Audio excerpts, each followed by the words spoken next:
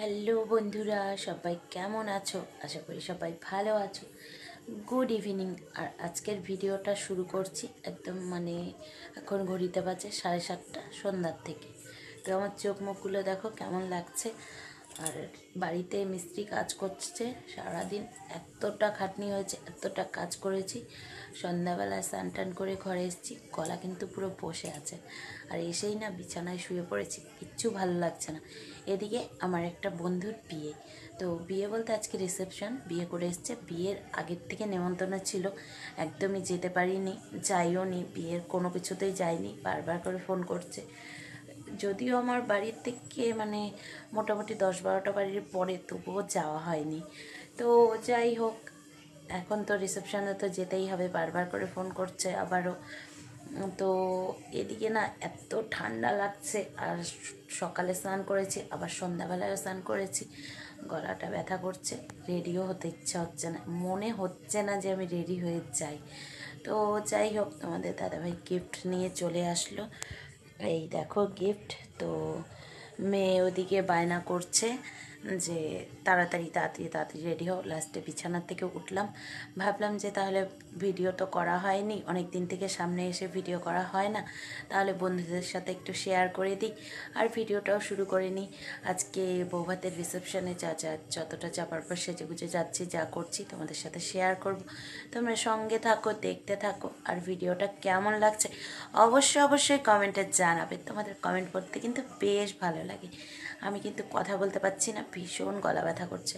আর কাদের ওখানে ঠান্ডা পড়েছে, কাদের ওখানে গরম পড়ে গেছে, একটু জানাবে কমেন্টে। আমাদের এখানে কিন্তু এখনও পর্যন্ত প্রচণ্ড ঠান্ডা আছে, কারণ প্রথম দিকে এবার ঠান্ডাটা খুবই কম পড়েছে, ঠান্ডা পড়েনি বললেই চলে। সেই জন্য ঠান্ডাটা আবার ঘুরে ঘুরে নতুন করে পড়ছে। আর ঠান্ডাতে আর ভীষণ খারাপ লাগছে, রেডি হতে ইচ্ছে হচ্ছে না, যেতেও ইচ্ছে করছে না আমার। আমার এত খারাপ লাগছে শরীরটা, কিন্তু বাধ্যতামূলক যেতেই হবে, কিছু করার নেই। আর আমার মুখ চোখগুলো তোমাদের দেখে কেমন মনে হচ্ছে বলো তো? পুরো অসুস্থ অসুস্থ মনে হচ্ছে না? সত্যি বন্ধুরা, শরীরটা কিন্তু ভীষণই খারাপ। তার মধ্যে বাড়ির কাজকর্ম এখনও শেষ হয়নি, গোছাগুছি কাজকর্ম হচ্ছিল, তো সেই জন্য সন্ধ্যা লেগে গেছে। তো চলো তোমরা সঙ্গে থাকো, দেখতে থাকো। আর আমরা রেডি হয়নি, রেডি হয়ে তারপরে তোমাদের সামনে আসছি।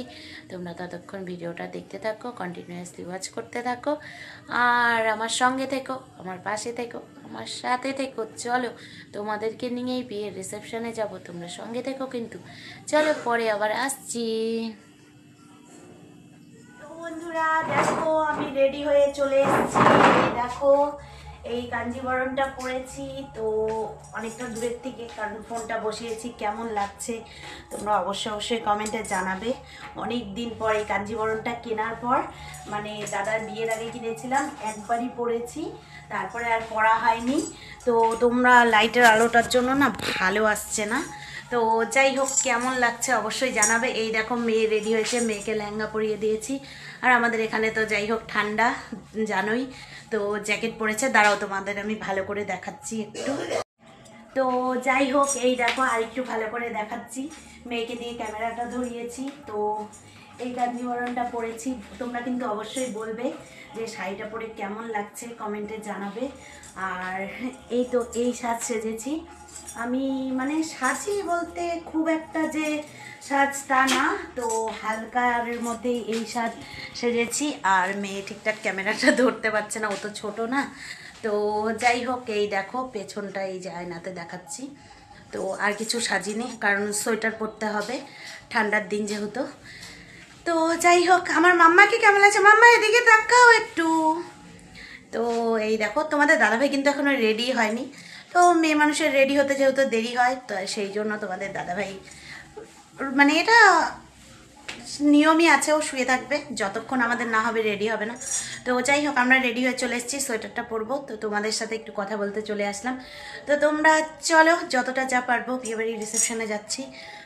তো তোমরাও সঙ্গে চলো, তোমাদেরকেও দেখাবো, আর যতটা যা পারি শেয়ার করব অবশ্যই।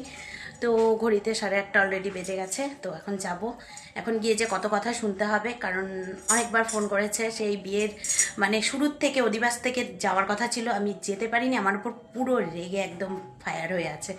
আমার বন্ধুর বিয়ে, তো আমরা একসঙ্গে স্কুল লাইফে পড়েছি, তো সে তার বিয়ে। তো যাই হোক, তো চলো আজকে যাওয়া যাক, গিয়ে দেখি, তারপরে তোমাদের সঙ্গে যতটা যা পারি শেয়ার করবো। তোমরা কিন্তু সঙ্গে থেকো অবশ্যই, কেউ কিন্তু যাবে না, ঠিক আছে? আর আমি এই যে দেখতে পাচ্ছ, এই যে মানে বালাটা, এই সামনের বালাটা যে দেখতে পাচ্ছ, এই সামনের বালাটা মানে মেলার থেকে কিনেছি। তো তোমরা অবশ্যই বলবে এই সামনের বালাটা কেমন হয়েছে, এটাও বলো। আরও অনেক কিছু কিনেছিলাম, তো সেগুলো আর মানে বলিনি। আর আরেকটা জিনিস একবারে শেয়ার করে দিই, তোমাদের দাদাভাই আমাকে স্মার্ট ওয়াচটা গিফট করেছে 14 তারিখে। আর যেগুলো গিফট করেছে ওগুলো আর বললাম না, তো যাই হোক এটাই গিফট করেছে। এটাও কেমন হয়েছে অবশ্যই বলো। তো চলো এবার যাওয়া যাক, এটা পরবো, স্মার্ট ওয়াচটাই পরবো। তো চলো তোমরা সঙ্গে থেকো, দেখতে থাকো, একদম সঙ্গে থেকো, কিন্তু কেউ যাবে না। তো বন্ধুরা চলে আসলাম সেই বন্ধুর বিয়েবাড়ির সামনে। দেখো বিয়েবাড়ির সেই রাস্তা থেকে প্যান্ডেল হয়েছে, কত লোকজন, আর প্রায় 1500 লোকের মতো নিমন্ত্রণও ছিল, বিশাল বড় আয়োজন করেছে। আর এই যে দেখতে পাচ্ছ বউ বসে আছে আর সবাই ছবি তোলাতে ব্যস্ত, দেখতেই পাচ্ছ এই যে মাঝখানে বউ। তো যাই হোক তোমাদের সাথে শেয়ার করে দিলাম কেমন হয়েছে আমার বন্ধুর বউ দেখতে, তোমরা কমেন্টে জানাবে। আর এই দেখো কোম্পানির সব স্টাফরা ঢুকছে, সেই জন্য আমি সাইডে দাঁড়িয়ে দাঁড়িয়ে একটু ভিডিও করছিলাম, কোম্পানির স্টাফরা। আর ওই দেখো বন্ধুও বসে আছে, যেহেতু গিফটিং করছে। তো এখানে ভিডিওটা একটু তুলে ধরলাম। আর প্রোগ্রামটা না অনেকটা, আর এটা তো আমার বান্ধবী, তোমরা তো জানোই সবাই, আমরা একই বিয়েবাড়িতে একই জায়গায়, বুঝতেই পারছো কতটা মজা, কতটা এনজয়। এই তো আমার মাম্মা পকোড়া খাচ্ছে। আর যাই হোক তোমাদের সাথে শেয়ার করছি। আর বিয়ের আয়োজনটা না, মানে রিসেপশনটা বা বিয়ের আয়োজন বিশাল বড় করে করেছিল, ধুমধাম করে। কারণ আমার বন্ধু মানে নতুনত্ব ব্যবসাতে ভীষণ উন্নতি করেছে, যাই হোক সেই হিসাবে ও বিয়ের আয়োজনও ভালোই করেছে। সেখানে অর্কেস্ট্রা এনেছে, আর এত বড় আয়োজন, এত লোকের নিমন্ত্রণও, ভালোই আয়োজনও করেছে, লোকজনকেও সম্মান করেছে। আমার তো ভীষণ ভালো লেগেছে। আর সব থেকে দুঃখের কথা কি জানো তো, তোমাদেরকে গান শোনাতে পারছি না। এই যে অর্কেস্ট্রারে গান গাইছে আর সবাই দেখো নাচানাচি করছে, আমিও কিন্তু নাচানাচি যদিও করেছি, কিন্তু দুঃখের কপাল যে তোমাদেরকে গান শোনাতে পারছি না। আর এত এনজয় করেছি, এত সুন্দর গান করছিল, মানে ভীষণ ভালো লেগেছিল। কিন্তু এই মানে এত আনন্দের মধ্যে যে এত বড় দুঃখ নেমে আসবে এটা কিন্তু বুঝতে পারিনি। এত বড় বিয়ের রিসেপশন পার্টির মধ্যে, এত আনন্দ মজার মধ্যে এত বড় দুঃখ নেমে আসবে, সত্যি বন্ধুরা বুঝতে পারিনি। তোমরা টাইটেল আর থাম্বনেল দেখে আশা করি বুঝে গেছো। কিন্তু ঘটনাটা তোমাদের সাথে শেয়ার করব অবশ্যই, বলছি। আর জানো তো বিয়ের এত লোকের নিমন্ত্রণও, যাই হোক এত বড় বড় করে আয়োজন করেছে, খাওয়ার প্যান্ডেলের জায়গাটা বড়ই হয়েছে, কিন্তু সেই আন্দাজে আরও বড় দরকার ছিল। কারণ লোকজন একদম একজনের টেবিলের কাছে গিয়ে আরেকজন দাঁড়িয়ে থাকতে হচ্ছে, এত লোকজনের নেমন্তন্ন, কিন্তু লোকজনের ভিড় প্রচণ্ড হয়ে যাচ্ছে। কিন্তু খাওয়া দাওয়ার প্যান্ডেলের জায়গাটা আরও ছোট, মানে বড়োর দরকার ছিল। প্রায় 25 নয় সরি 40 থেকে 50টার মতো হয়তো টেবিল বসেছে, তার মধ্যেও জায়গা হচ্ছে না, যে আরও জায়গার দরকার ছিল, আমার মনে হয়েছে সেটা। তো যাই হোক আমি আমার বান্ধবীকে বলছিলাম যে নাচ করো একটু ভিডিও করছি, ও আবার নাচ করছে, আমি আবার নাচ করছিলাম, ভিডিও তুলছিলাম। আর দেখো কত লোকজন দাঁড়িয়ে দাঁড়িয়ে দেখছে, আর লাইটের আলোতে মুখটা একবার লাল হচ্ছে, একবার নীল হচ্ছে, দেখতে পাচ্ছ। আর সবার কত সুন্দর নাচ। আমার কিন্তু এইসব প্রোগ্রাম একদম খুবই ভালো লাগে, আর এনজয় করতে কিন্তু ভীষণ ভালো লাগে। আর অর্কেস্ট্রাটা হচ্ছিল।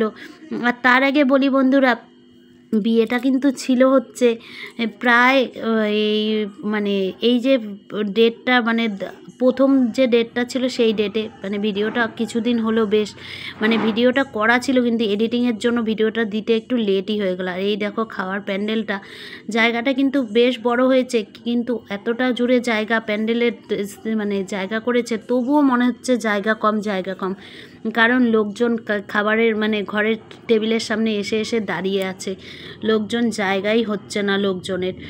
তো এমন একটা পরিস্থিতি। আর জানো তো খাওয়ার টেবিলে একটুখানি ভিডিও করেছি, বেশি ভিডিও করতে পারিনি, কেন বলো তো, লোকজন তাকিয়ে থাকে, খাওয়ার ভিডিও করতে নিলে সবাই তো পছন্দ করে না, সেই জন্য ভিডিও করতে পারিনি। তো আমি মুখেই বলে দিই, খাইয়েছেও কিন্তু ভালো, একদম ক্যাটারিং করেছে, যাচাই খাইয়েছে, ডাল, ভেজ ডাল, ভাত, ফ্রাইড রাইস, মটন, বেগুনি, তারপর বাঁধাকপির ঘন্ট, মাছের মাথা দিয়ে আর কাতলা মাছের কালিয়া, দই, মিষ্টি, চাটনি, তারপরে তোমার আইসক্রিম, জল, এসব তো আছেই।